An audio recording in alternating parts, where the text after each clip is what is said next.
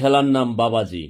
পিলখানার tragedy ইস্যুতে নতুন করে তদন্ত কমিটি গঠন করার সিদ্ধান্ত নেওয়া হয়েছে সরকারের পক্ষ থেকে। সাইদ আব্দুল্লাহ চমৎকার মানুষ, উনি অ্যানালাইসিস করে থাকেন, আমি ওনার অ্যানালাইসিস গুলো দেখি। তিনি লিখেছেন, ব্রেকিং নিউজ, 2009 সালের পিলখানা ট্র্যাজেডি ইস্যুতে নতুন করে তদন্ত কমিটি গঠন করার সিদ্ধান্ত নেওয়া হয়েছে সরকারের পক্ষ থেকে। আপনারা জানেন যে তারা যখন জানিয়েছিল যে আর তদন্ত কমিশন গঠন হবে না, সারা বাংলার মানুষ খেপে গিয়েছিল। আসিফ নজরুলকে ধুয়ে দিয়েছে সাবান ছাড়া। এখন জনগণ আরো প্রচন্ডভাবে, এটা কিন্তু আপডেট জেনারেশন, এটা ইন্টারনেট জেনারেশন, এটাতে এর সমস্যা আছে ভেজাল করলে। এই কমিটিতে থাকবেন বিচার বিভাগের অবসরপ্রাপ্ত বিচারক, সেনাবাহিনীর সাবেক কর্মকর্তা, সিভিল সার্ভিস ও পুলিশের সাবেক কর্মকর্তা। আগামী 5 কার্যদিবসের ভেতর এই কমিটি গঠনের সিদ্ধান্ত জানিয়েছে স্বরাষ্ট্র উপদেষ্টা। দেখুন, একটা দেশ, আমি যদি অন্যায় করি, আমি যদি ভুল করি, আপনি সমালোচনা করবেন, অন্যায় করলে আমার শাস্তি হবে, ক্লিয়ার আলাপ।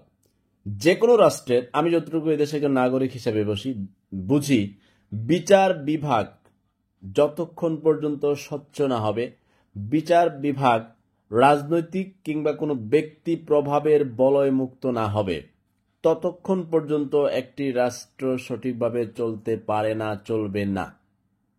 আমরা দেখি যখন যে ক্ষমতায় বসে যে রাজনৈতিক দল, তার দলের লোকগুলোর বিচার একটু কাটচাট হয়, আর বিরোধী পক্ষের বিচার একটু শক্ত হয়। এটাই হচ্ছে রাষ্ট্রের প্রধানতম সমস্যা। পিলখানায় তো সেদিন বিরিয়ানি খাওয়া হয় নাই, 57 জন সেনা অফিসার, এর পরবর্তীতে আরো বিডিআর জওয়ান সহ এখনো বন্দী আছে প্রচুর বিডিআর জওয়ান। এখন তারা কি সত্যিকারের দোষী নাকি দোষী নয়, ক্লিয়ার করতে হবে। তো এত বড় একটা ঘটনা, এটার বিচার ক্লিয়ার করতে হবে না? এখন যদি আপনারা বলেন যে না, এটা তদন্ত কমিশন হবে না, তখন তো মানুষ মনে করবে আপনারা কোথাও চা নাস্তা খেয়েছেন। তো চা নাস্তা খাওয়ার সাথে তাও এই বাংলার মানুষ আপোষ করবে না। আপনার বিরুদ্ধে খেপে গিয়েছে, আসিফ নজরুলকে ধুয়ে দিয়েছে, স্বরাষ্ট্র উপদেষ্টাকে ধুয়ে দিয়েছে, এই সরকারকে ধুয়ে দিয়েছে, ইউনূস সরকারকে ধুয়ে দিয়েছে, ধুয়ে দিবে। ভবিষ্যতে যে কোনো রাজনৈতিক দল যখন দেশ পরিচালনায় আসবে, যখনই মানুষের সাথে ভেজাল করবে এবং সিন্ডিকেট চলবে, ঘুষ চাঁদাবাজি চলবে, এই জেনারেশন কিন্তু অনলাইনে লেখালেখি করবে, অনলাইনে বলবে, বলতে বলতে বলতে বলতে হঠাৎ করে মাঠে ঝাঁপাইয়ে পড়বে। এরপরে যে থাকবে ও পালাবে। সুতরাং যারা এখন আছেন তারা সতর্ক থাকেন, যারা ভবিষ্যতে আসবেন তারাও সতর্ক থাকেন।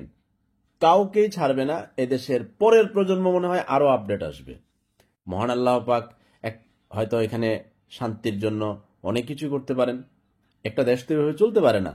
ঘুষ চলে, দুর্নীতি চলে, চাঁদাবাজি চলে, দখলদারি চলে, হিংসা প্রতিহিংসা রাজনীতি চলে। এগুলো তো কোনো সভ্য দেশের কাজ না, কিন্তু এটা বহুদিন ধরে চলছে অভ্যাস।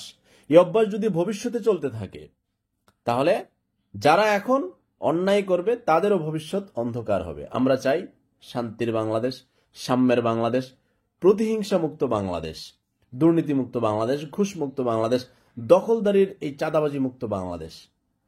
আজ না হোক কাল হবে, সেটা সময় লম্বা হতে পারে। আর যদি শেষ পর্যন্ত না হয়, পুরো জাতি পানির নিচে যেতে হবে। আপাতত এই পিলখানা ট্র্যাজেডি ইস্যুতে তদন্ত কমিশন হচ্ছে, এটা একটা সুসংবাদ। ঠেলার নাম বাবাজি। আপনি আপনার মন্তব্য করে ছড়িয়ে দিতে পারেন। আল্লাহ হাফেজ।